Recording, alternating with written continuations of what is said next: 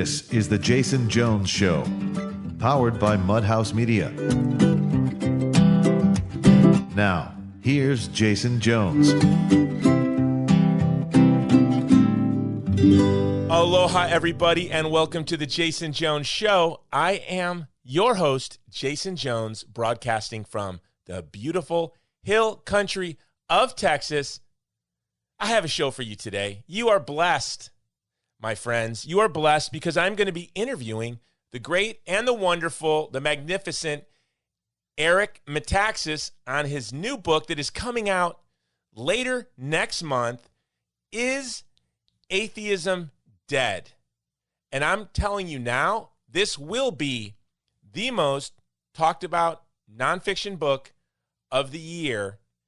This book is filled with startling revelation after startling revelation, discovery after discovery. Some of these discoveries were made decades ago, but they never told us because they were afraid if they told us we would believe in God. So I don't want to talk too much. What do I need to say? It's Eric Metaxas, and it's his new book, and all of his books are on your shelf. Well, this book needs to go on your shelf, but more importantly, it needs to go on every young person in your life shelf. Let's get on with the interview. This episode is being brought to you by Movie to Movement, promoting a culture of life, love, and beauty through the power of film, the Vulnerable People Project, standing in solidarity with the vulnerable. Go to thegreatcampaign.org and stand with us as we stand with the vulnerable. And as always, MyPillow. Go to mypillow.com. Click on the radio listener square, and if you use the code Jones, or you could use the code Eric, you get deep discounts on wonderful pillows, the best pillows, wonderful, the mattress topper. There's nothing more luxurious in the world, and the Giza Dream Sheets. You know you want those Giza Dream Sheets. Go to mypillow.com, click on the radio listener square, and use the code Jones. All right, on with the interview with the great Eric Metaxas.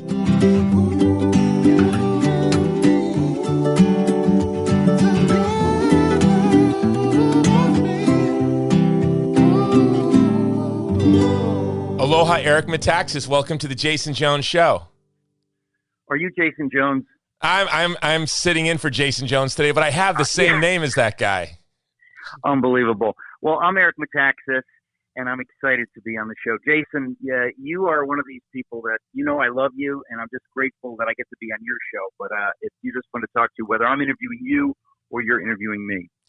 Well, I love you, and you don't know this, but I'm sponsored by MyPillow too, and I give my audience the choice to use the code Jones or Metaxas, and then I give a sob story. Get out of here. I give them a sob story on why they should use the name Jones, because I need the money, and they can't spell Metaxas. But I do. I give them the choice. Actually, Metaxas is not the code. My code is Eric. Oh, no.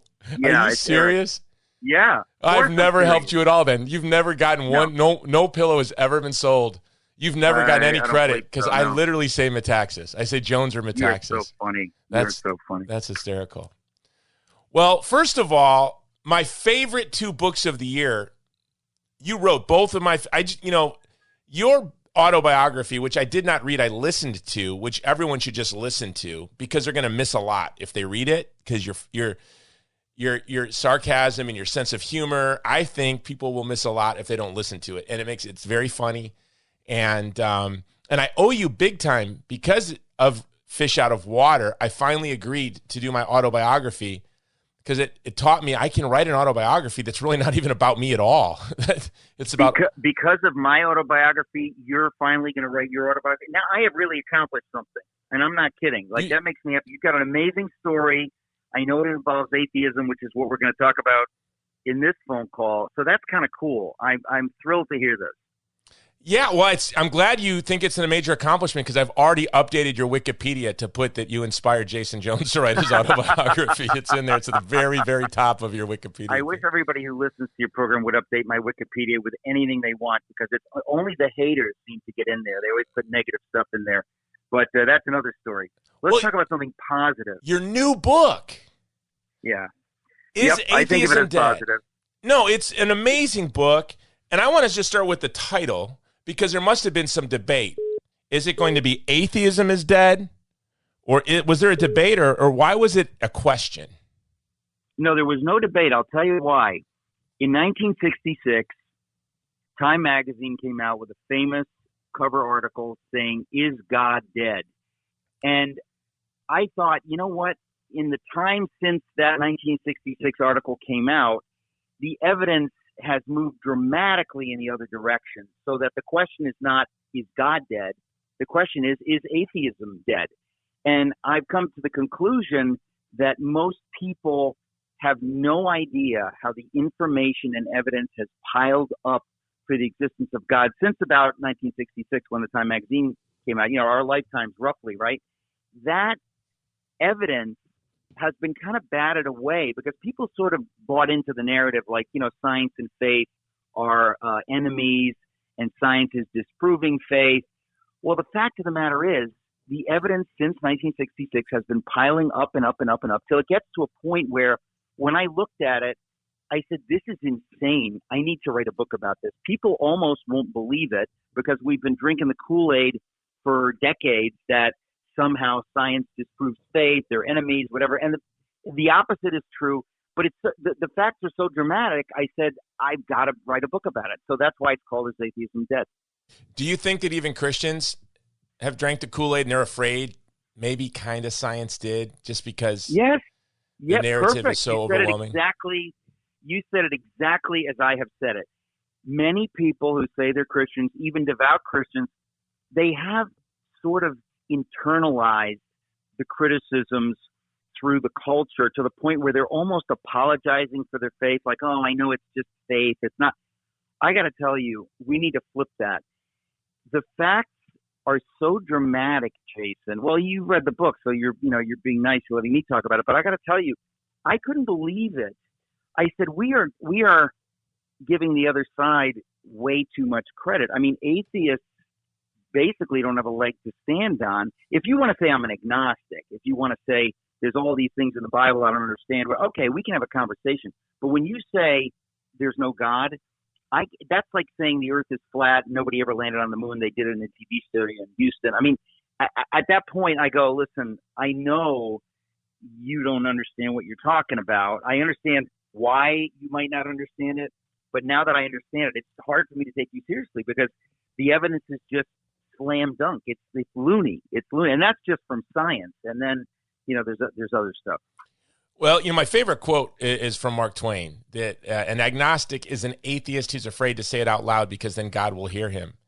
And when I was an atheist, it was Sartre that really led me to the Christian religion eventually. And to see that quote from, I think it was a Greek Orthodox priest that said Sartre was the greatest theologian of the Western tradition was striking to me because it was really Sartre.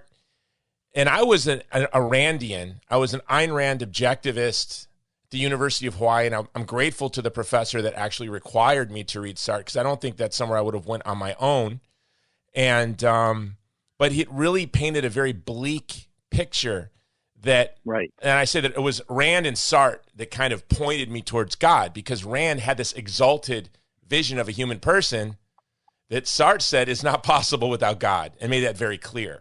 And so I wrestled with that. I wrestled between Rand and Sartre. But then I just thought, well, it's science disproves it. So I like how you laid out your book.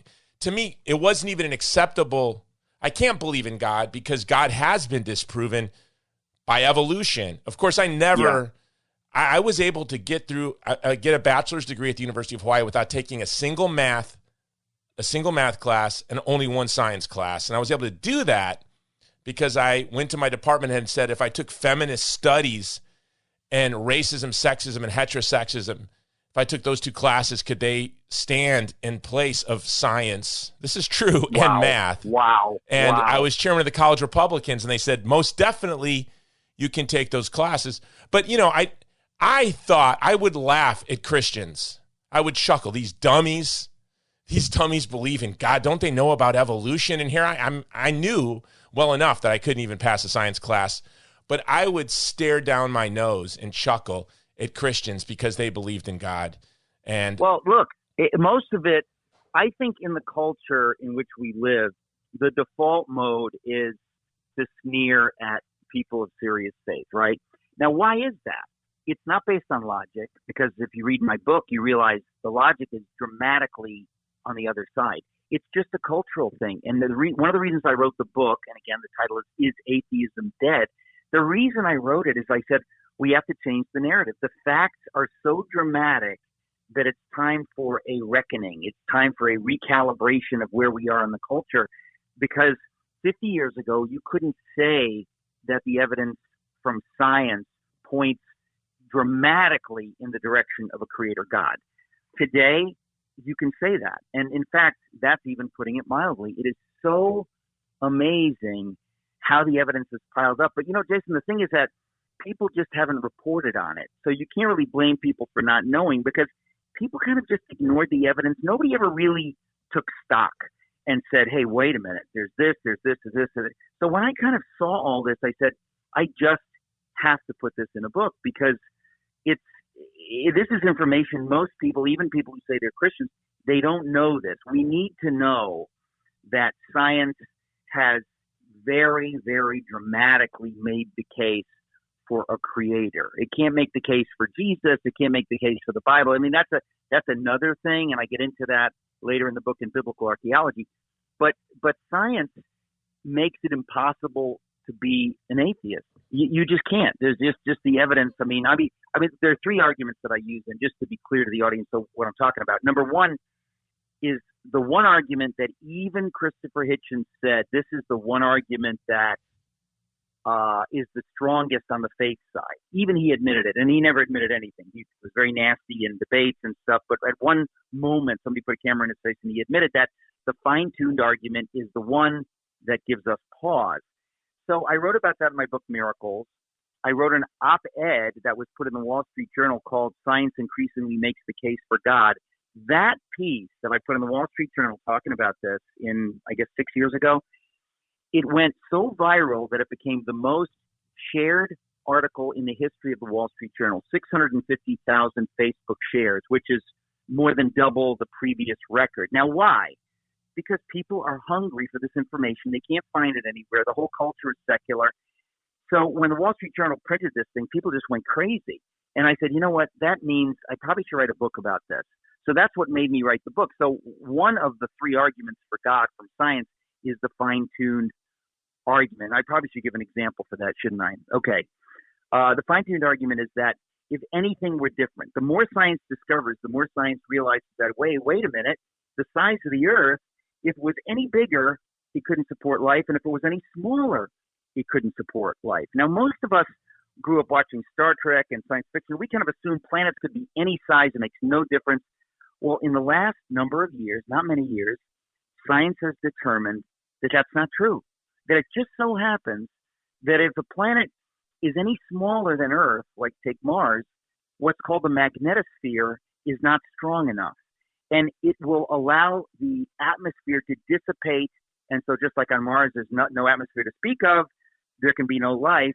We didn't learn that growing up in school. We kind of thought, life is everywhere. It could be anywhere. It's got nothing to do with the size of the planet. They also discovered that if the planet were ever so slightly larger, the gravity would be so powerful, it would keep poisonous gases in the atmosphere instead of letting them dissipate. I mean, but that's one of dozens and dozens of examples. And science has brought us this information only in the last decades.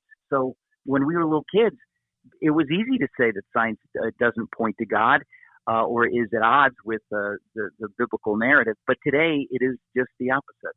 It's really something beautiful that just as science is bringing us to the point where it's almost impossible to deny the existence of God, the Western philosophical tradition brought us to a place where we realize it's impossible to have any hope for a human community, for human communities, for family, for transcendent moral order, for acknowledging the dignity of the other while denying God. So yes. Science, in a way, is saving the Western tradition from nihilism.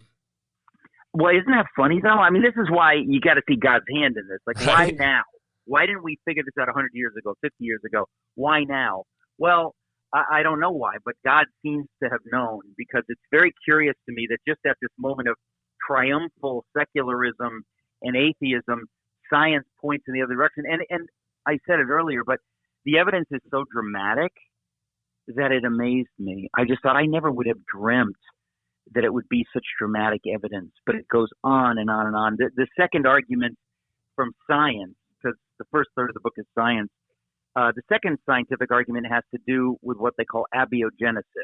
In other words, how did life come out of non-life? We're not talking about evolution. Evolution has to do with when you already have life, what happens to the life so that it turns from, single cells into more complex things. And that's a big conversation. People have written, hundreds of books on it. But forget about evolution. Let's just talk about the simple question: how do you get life from non-life? So many of us have bought into the evolutionary idea that we kind of think, it evolved. I learned that in third grade, though, Eric.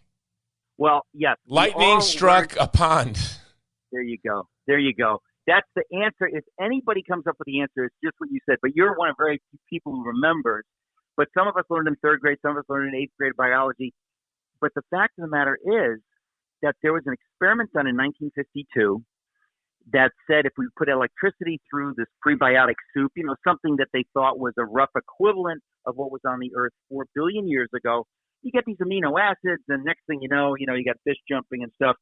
Well, that little experiment, 1952, it's in all the textbooks. You heard about it. I heard about it. People read it. It was on the test that we took, to graduate.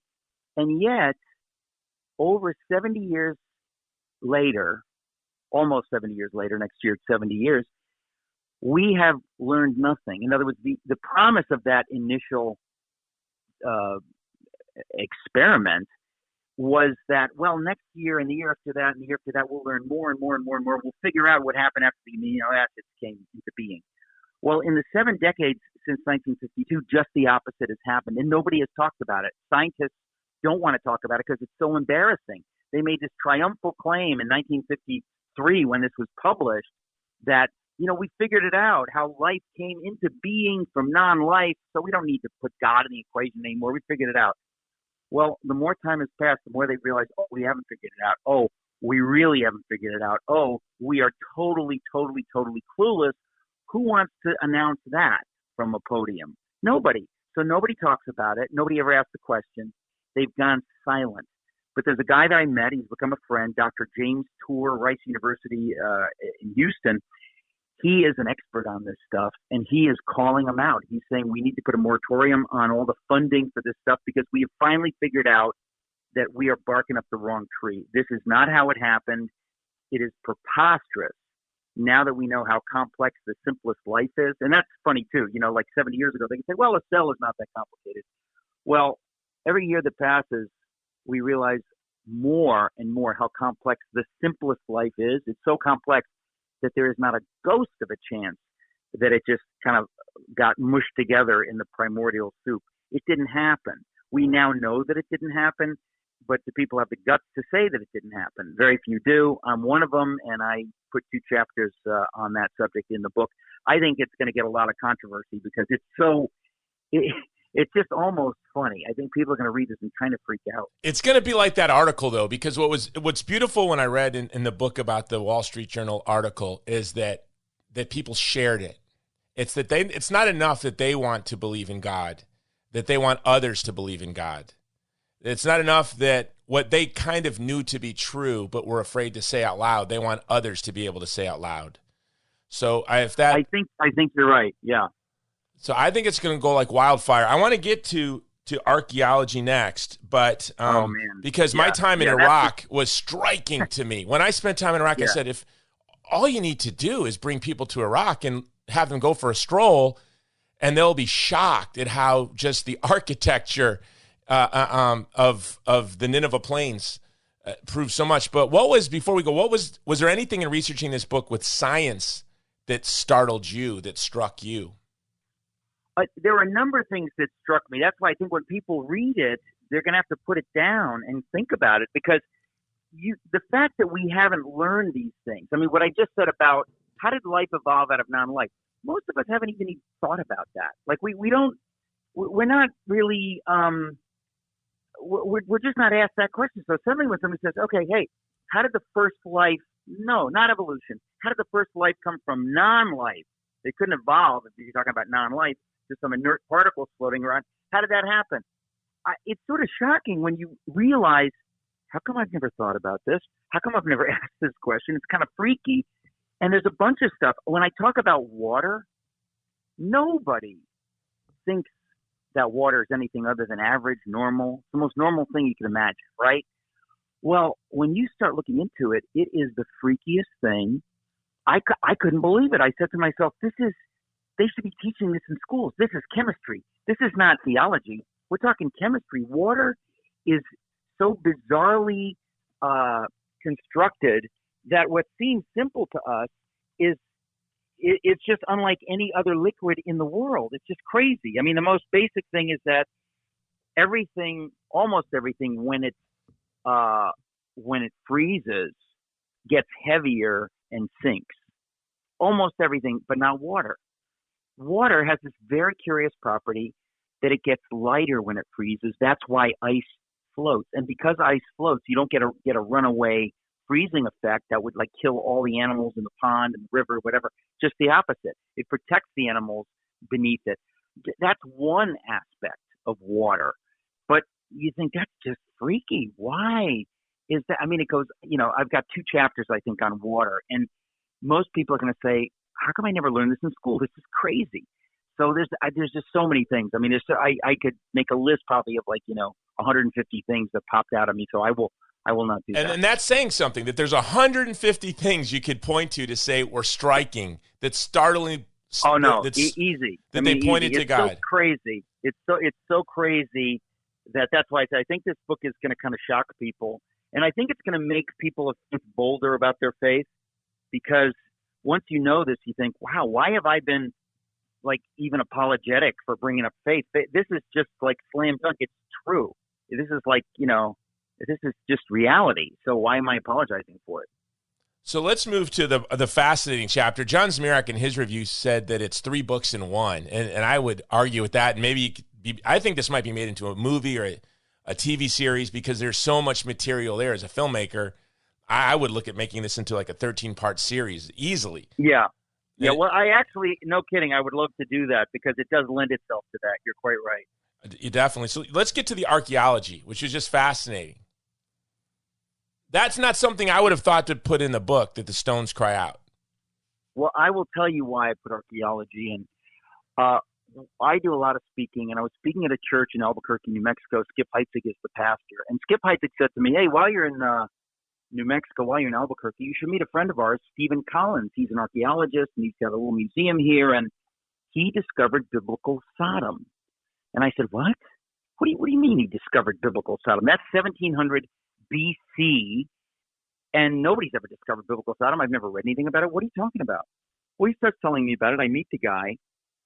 The guy wrote a book in 2010 or 11, and he lays out, I mean, definitively. This is not like some theory, see what you think. I mean, there are those. This is not one of those. This is slam dunk. Anybody who reads it is going to be like, yep.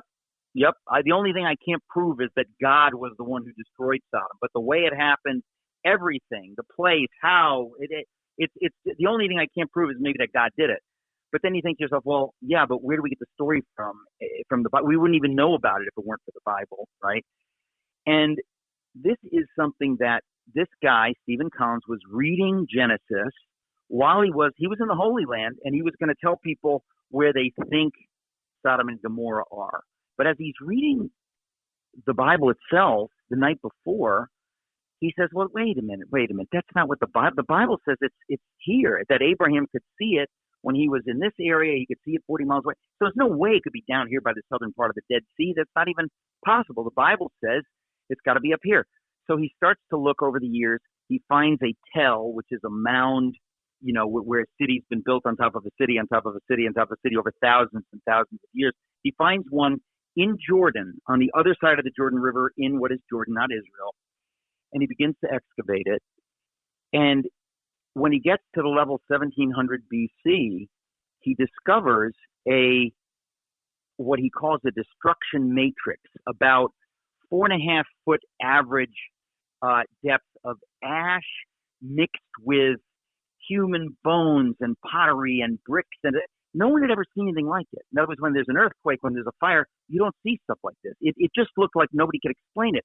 And then all of the buildings, which are monumental buildings, had been sheared off so that only the huge stumps were left. What could account for a destruction that would just like take buildings away like an atom bomb? Like, it doesn't make any sense. And while they're looking through this layer of destruction, 1700 BC, they find a piece of pottery from 1700 BC, because he's an expert on this, and he knows exactly what it is, what the period is. And on the flip side of it, there was like a glassy kind of glaze. And he said, well, wait a minute, that wasn't invented till 700 AD. This can't be right. But it is right. He knows this is a glassy glaze, and yet it's from 1700 BC. So they take it to a lab in New Mexico, and they determined that the only thing that accounts for this is what they call an airburst event. In other words, a meteor or an asteroid comes into Earth's atmosphere and explodes and creates such heat, like 2,000 degrees for a millisecond. And that's the only thing that could account for this being partially melted with this glassy glaze. So this is what scientists are saying. This is not, Christians. This is scientists. When they looked at this, they said, that's what this is. This was a meteor airburst event that, like there was an event in Siberia in 1908, they called Tunguska event, where it flattened 80 million trees. Like a level of power that's freaky. It happens very, very rarely.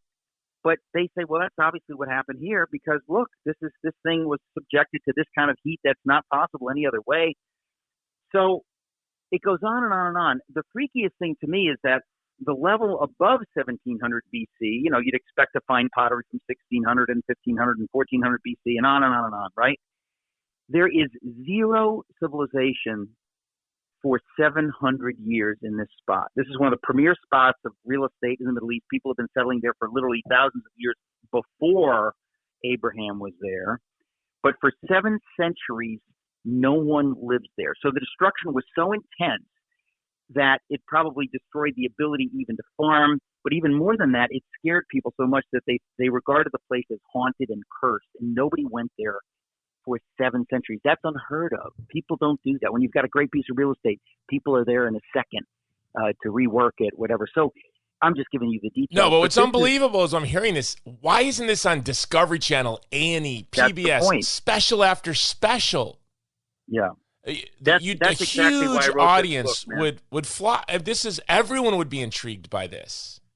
I hope it does become a series, because this information, look, everybody needs to know this just because it's true. You don't have to like it. This is just the fact. Now, if you can come up with another explanation, good luck. But I'm telling you, the explanation that we have from scientists matches dramatically with the biblical record.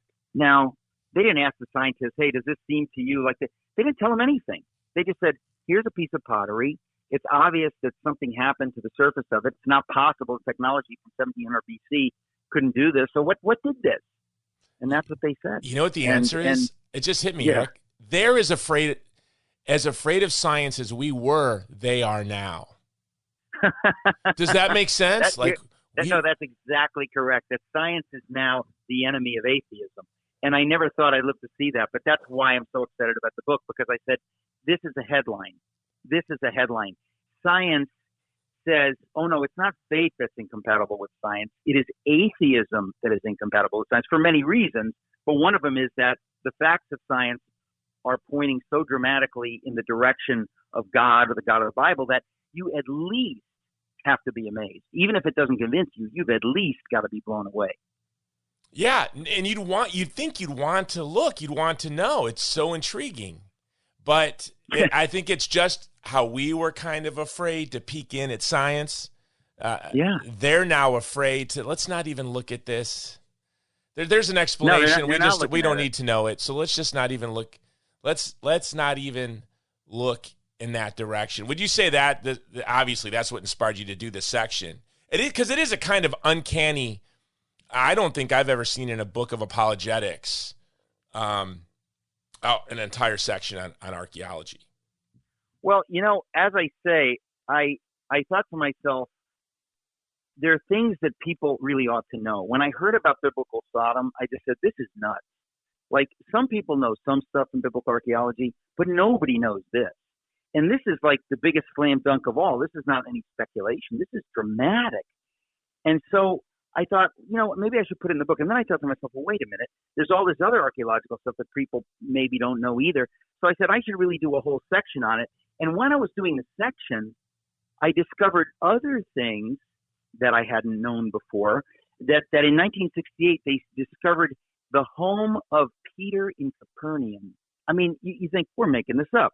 The home of Peter, the disciple of Jesus, the friend of the fisherman, his house in Capernaum, they discovered in 1968, and it was used as a worship place for the early Christians, and then they turned it into a church, and then they turned it into a bigger church and stuff. And I thought to myself, we've known about this since 1968, but I've never heard this. How come I've never heard this? Everybody I'm Catholic, and I didn't hear about it until I read your book. You'd think we'd be banging drums about that. That's what I'm saying. It goes on and on and on. The freakiest thing ever is when I realized that while I was writing my book, this sounds too good to be true. So you got to read the book, and you can see I'm not making this up.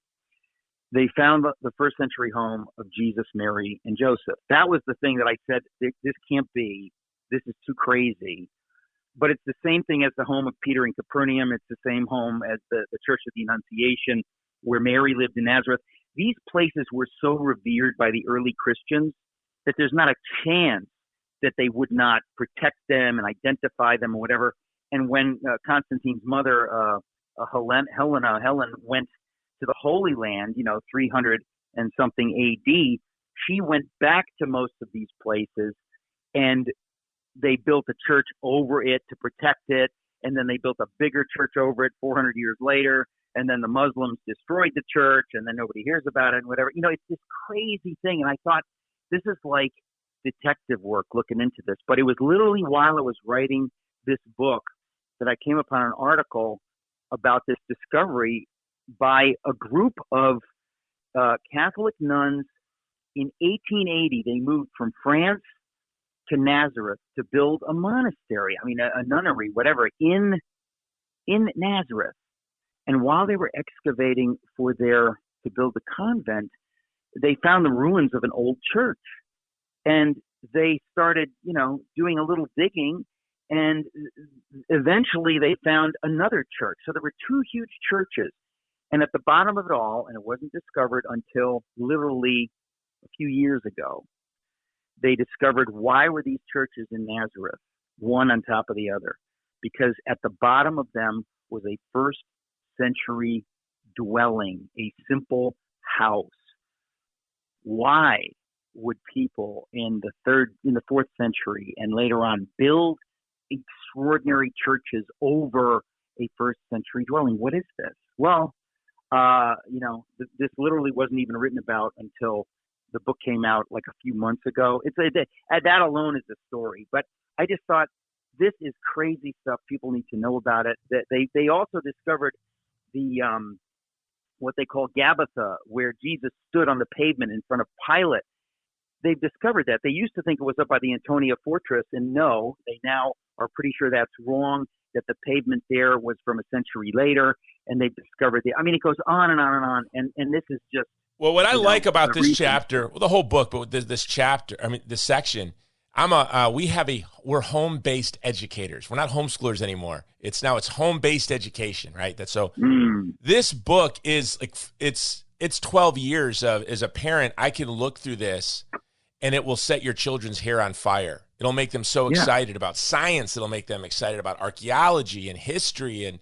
And so you're going to sell a lot of other people's books, because they're going to read your book and they're going to look at your sources and they're going to say, I need to read this book next. And this book is going. That was my goal. I want to be the popularizer of this information, and then I want people to look deeper and understand like where I got this from, because the people who've done this work, they're experts, and people need to know what we have discovered. As I said, it goes on and on. I don't want to give everything away, but it's so crazy. I just said somebody needs to write a book and tell the world what we've already discovered.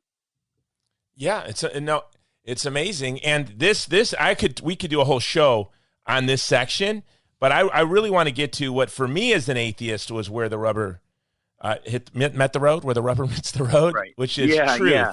Is truth and the nature of evil and the problem of pain. Yeah. Is atheism evil? What is truth? This is the third and final section. Was there, when you structured the book, was there, when you laid it out, what was the thinking of part 1, part 2, part 3? Well, it was nothing complicated. It was just that when I first realized about what I was talking about, what James Tour discovered, that there's no way 7 decades after this experiment where they put the electricity through the prebiotic soup, nobody ever talks about that. I thought I got to write about that. And then I thought, well, wait a minute.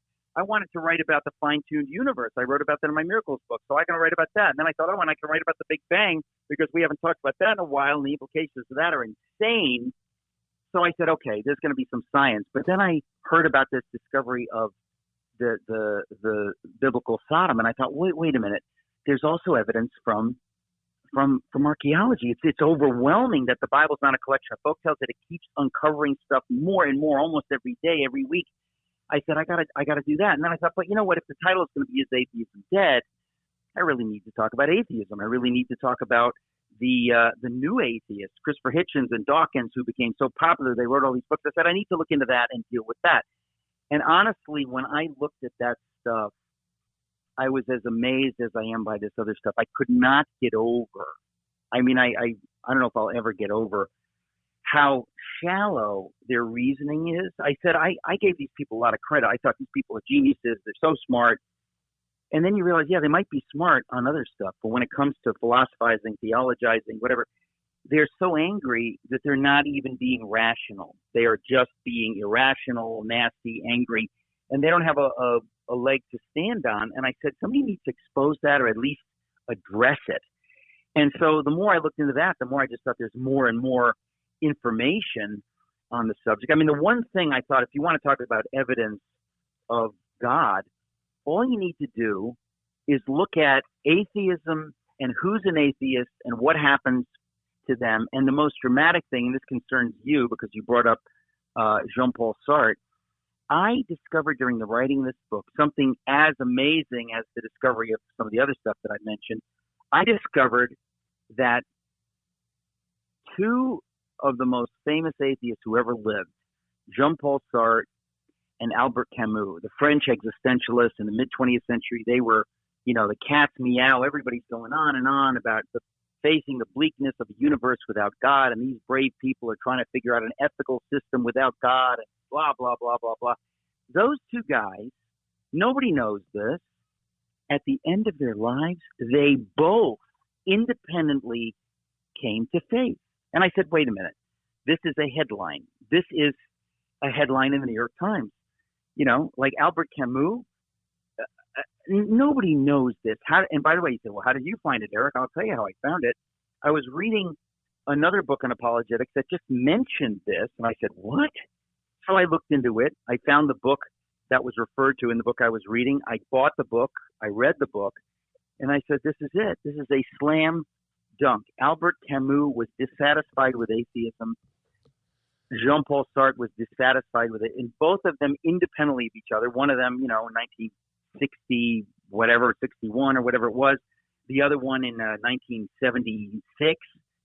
Years apart, totally unknown to each other, totally unknown to the world, came to faith. It's just insane that nobody wrote about it. The guy who wrote about Albert Camus didn't write about it until like the year 2001.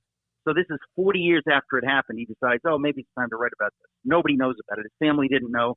The only guy who knew about it was this guy, and he wrote his book at age 92 telling the story. It's pretty big news. It's like as big as news, and Camus is someone I really admired. And Sartre and Camus were friends to a point, right? They had a break in their relationship over the Soviet Union and totalitarian socialism. Right. So they never there was never a knowledge between the 2 of them that they had assented to faith either. Well, the fact of the matter is there couldn't have been, because Camus came to faith pretty privately. The only person who knew the story was this priest, a Presbyterian minister, who was visiting Paris. He was kind of the minister of the American church for the summer. And then he went back a few summers later. So he had this relationship with Sartre, because Sartre was very private about it. And the guy never wrote about it. So finally he writes about it in 2001 or whatever. He writes about it.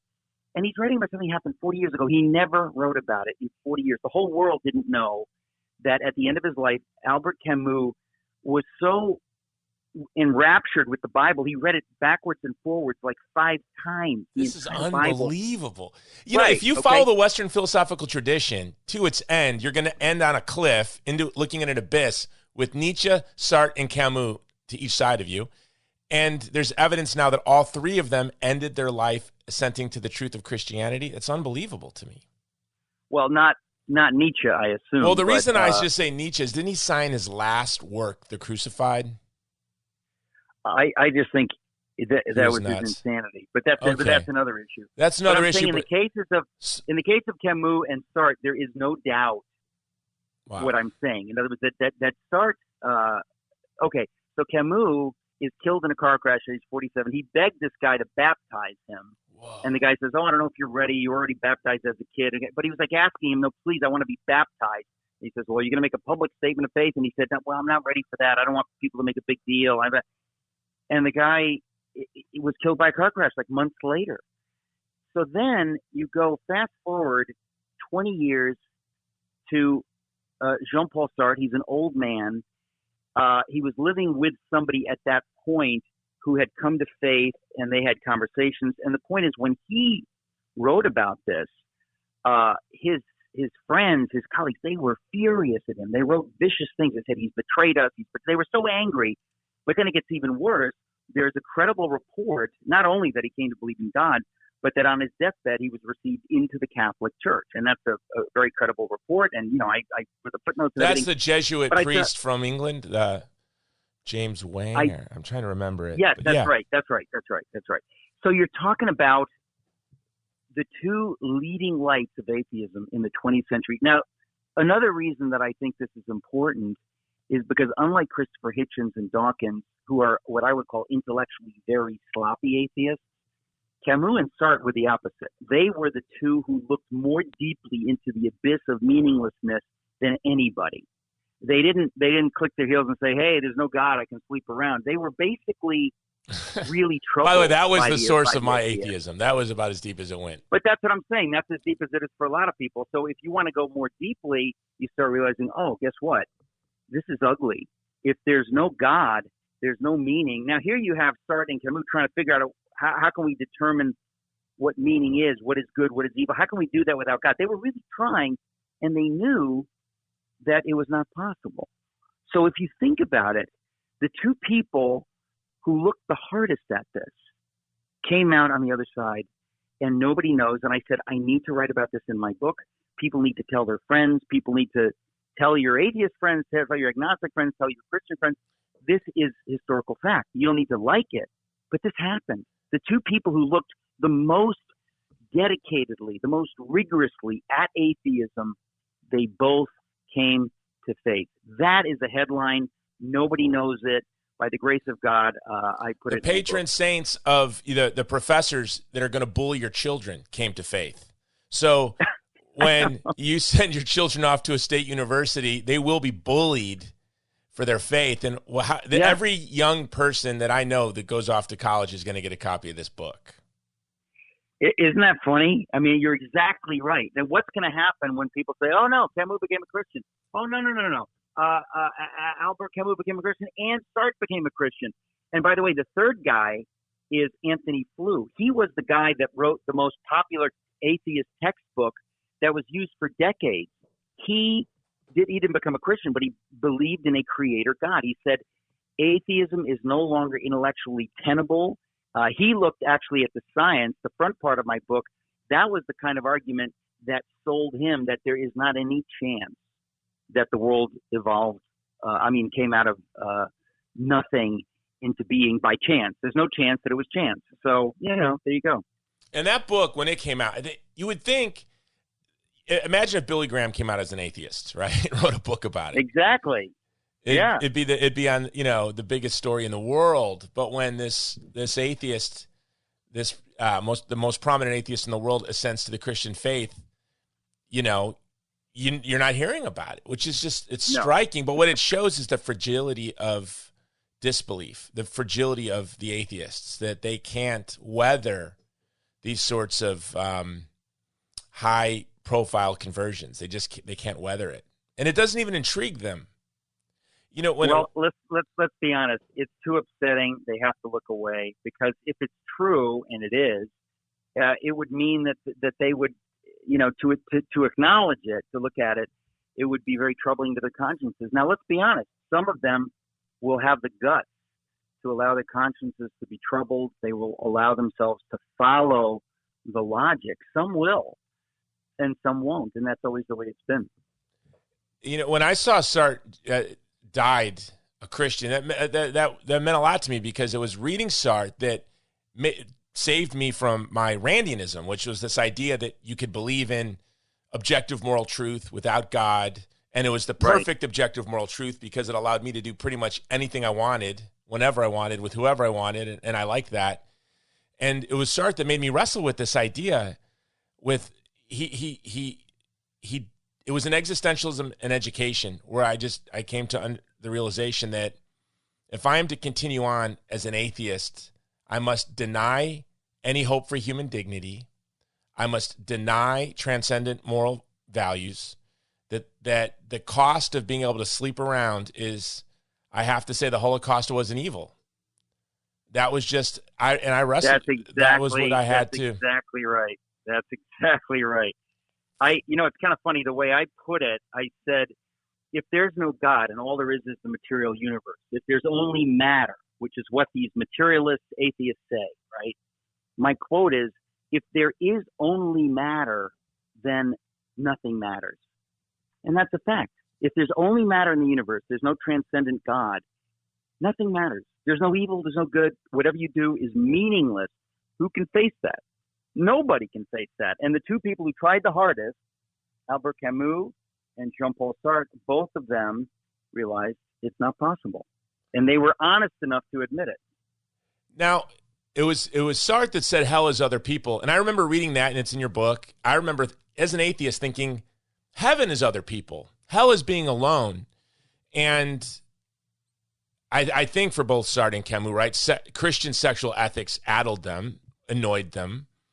But for Sartre to say hell is other people, well, sex requires another person, right? Doesn't it? Well, look, these people weren't involved. They weren't looking for the love and union with another human being. They were looking for, physical ecstasy, which is a solipsistic, onanistic project, which is completely different from the way God presents it to us. So it's kind of, all of this stuff actually ends up being more fascinating the more you look into it, isn't it? Yeah, a priest friend of mine says that it's not sex, it's that they masturbate with another person. Well, that's exactly correct. That's exactly what it is. It's, and we need to talk about this stuff, because we're living at a time in a culture where people need to, we see where things have taken us, and how do we find our way back? Well, God is the answer. That's it. We as a culture are where Camus and Sartre were. Where they were, we all are now together. I think of the young person that was addicted to pornography by the time they were 12. They saw the most vile pornography before they ever held a girl's hand at the skating rink, right? They've never had a boyfriend or girlfriend, but they've had sex with 15 people. And they met all of those people through an app. And so they have been brought to the point, I think that when they are very young, they're already at this point of despair that Sartre and Camus were at the end of their life. Like every child we see, every young person we see riding their bike, down the street has a phone in their pocket that has streamed the worst pornography, right? And all the college students we see at the Starbucks, they've got Tinder on their phone.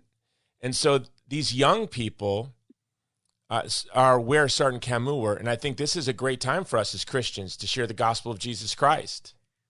There's no question about it. And honestly, that's why I'm so grateful that you would have me on, because this is an important conversation. This is not just some book.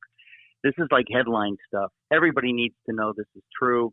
You don't need to like it, but you need to deal with the facts. These are the facts, and they've been out there, but nobody's really pulled them together the way that I did. So I hope that it leads to a lot of other books, and we'll see. But I'm really grateful. Thank you, Jason. Well, I know you got a busy schedule. I thank you for coming on my show. I'm going to ask everyone to pre-order this. You don't need our help. I think it's going to be one of the best-selling books of the year, if not the number one best-selling nonfiction book of the year. Well, you have a very important audience, and I will tell you the cheapest way to get it, if you go to my website, ericmetaxas.com, there's a number of options. A couple of them are super cheap. You probably will never find them. That's why I put them on my website, ericmetaxas.com. Please, folks, check it out. Well, and is there a specific place you want us to buy it to push it up on the charts, or just go to Eric Metaxas and choose whatever we want? Yeah, as long as you go to my website, anything you choose. But there's some there that it's so cheap. I think it's $14.97. The book's a $28, 420-page hardcover. Whoa! That's half. I told you I got through college without a math class, but that's like half off. Well, is that right? That's what I'm saying. Like, it's so cheap that people need to go there because you'll buy more than one copy much more easily when it's $14.97. That's what we need to do. We need to buy copies for every young person in our life, every atheist in our life, and I'm going to go on your website as soon as I get off the show, and I'm going to use the code Metaxas. Eric, the code is Eric. The code. All right, so guys, when you choose, no code. what is the deep discount this month? I have to look at the email they sent me. Is it still Giza Dream Sheets? I don't know. I can't keep up anymore. Actually, all my other books are at Mike Lindell's website, mystore.com. Okay.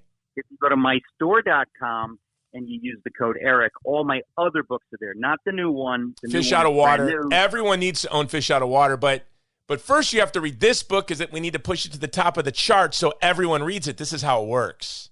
Well, it's actually true. If you care about evangelism, you care about getting this stuff out, you got to pre-order it or order it as soon as you can, because that's what changes things for a book. That's what makes people who wouldn't normally want to write about it, it'll make them write about it. So I do ask everybody as a favor, if you think you're going to buy it, please buy it right now or pre-order it right now. Eric, we're going to move on it, and I'm going to promote it every show from like here until Christmas. We're going to talk about this book because I want everyone to read it. I can't tell you how I appreciate it. I really think it's important. We got to get the truth out. It's a beautiful thing. Let's talk about it. Yeah, you write faster than I read, so you got to pump the brakes a little. Like how many more books are coming out this year? Oh my gosh. Yeah, I'm done for a while, but thank you. Well, Eric, I greatly appreciate you because whenever I've had any issue that's pressing to advance some vulnerable community, I ask you if we can come on the air, and you've always been there for us. And this show is an audience of people around the world. Half our audience is outside the United States that is committed to advancing the dignity of the vulnerable, which to me is what the gospel is. The gospel is standing with the other that is vulnerable. The work of art, the pietà. And to me, that sums up what the life of a Christian should be. And you have lived that life. You've always taken great risks to stand with the vulnerable. You've always taken great risks to proclaim the truth. And so to me, you are someone that my audience and so many of us greatly admire. So it's just a privilege to have you on my show. I'm honored to hear that, my friend. Thank you very much. All right, brother. Now I'm going to let you go, and I'm going to sell pillows. God bless you. Bye-bye. All right, brother. God bless. All right, everybody. First of all, you're going to go to Eric's website. It is in the show notes.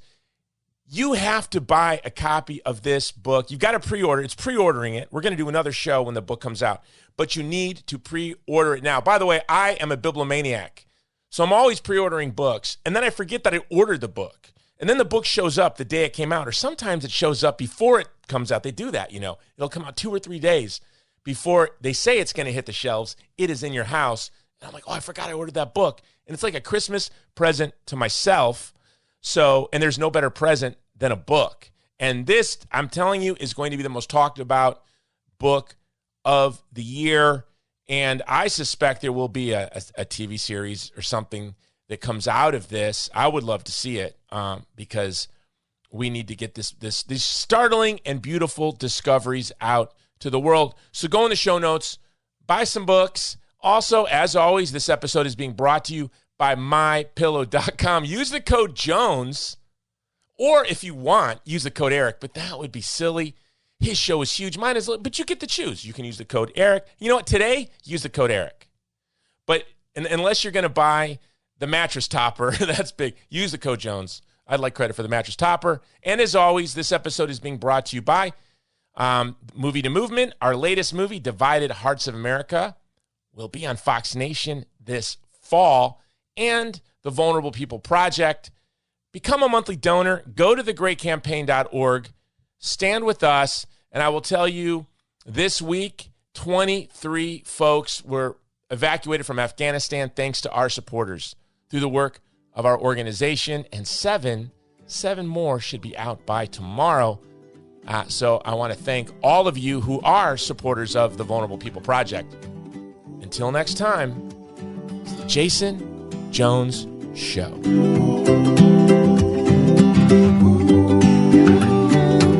This has been the Jason Jones Show, powered by Mudhouse Media.